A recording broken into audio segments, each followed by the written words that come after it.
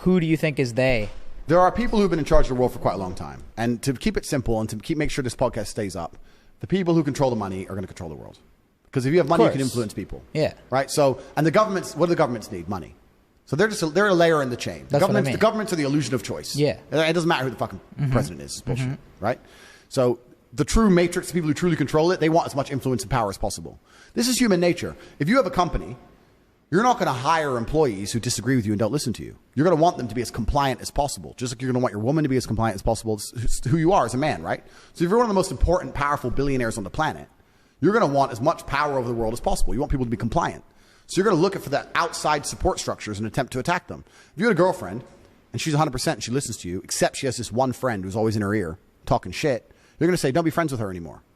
So if you're trying to teach the children X, but their parents are trying to teach them Y, you're going to say that we need them to spend less time around their parents. So how do we do that? We need the parents to be more busy, and we need them to go somewhere. That's just like some crazy control shit, though, That is is what crazy, I'm saying. yeah. But that's what they've done. Yeah. It's on purpose. Like, it's very, very purposeful. It's all done on purpose. These people I just are think not fucking stupid. the average person doesn't understand that, like, that statement means that, like, there's people above us that are just trying to control us, right? Oh, completely. There's people in charge above us trying to control us all. I mean, if the last 3 years haven't proved that, I don't know what's going to prove it to you. Like, there's definitely people who want to control us because all of us, every man on earth, has an innate instinct for power and control. We're all human. We're not pure creatures. The reason you guys love doing this podcast is because you love being big and getting more followers and getting more influence. What is influence? It's power. It's control. It's what you want. It's what I want. It's what everyone wants. If you get to a certain level in life, that's what you want. Now, you're going to have power and influence over a whole bunch of people. You may believe, it's not even necessarily evil. You may believe that you're helping them. They don't understand the world. They're the little peasants. They're the ants. I'm the big billionaire. I'm going to teach them things they don't know they need to learn yet. Their mother is outdated. She's in their ear. We're going to separate them so I can help the kids. They may think they're doing it for a good reason. But what they're really doing is trying to propagate their own personal worldviews on other people. As we all do. As you do, as I do, etc. They just managed to have a lot more influence and more power to do it. Right? So you talk about governments. The fuck is a government? Governments are bought and sold. That's all bullshit, right? But there's people in charge of the world who want us to listen when they talk. And they're going to do their very, very best to stop anybody or stop any kind of power or support structure which is going to prevent that. It's done on purpose. This is why they also try and ensure that the people of most nation states are infighting. This is why government and politics and everything is the biggest lie in the world. You have Democrats and Republicans arguing with each other all fucking day when they are two sides of the same coin. And the people in charge of all of it are laughing.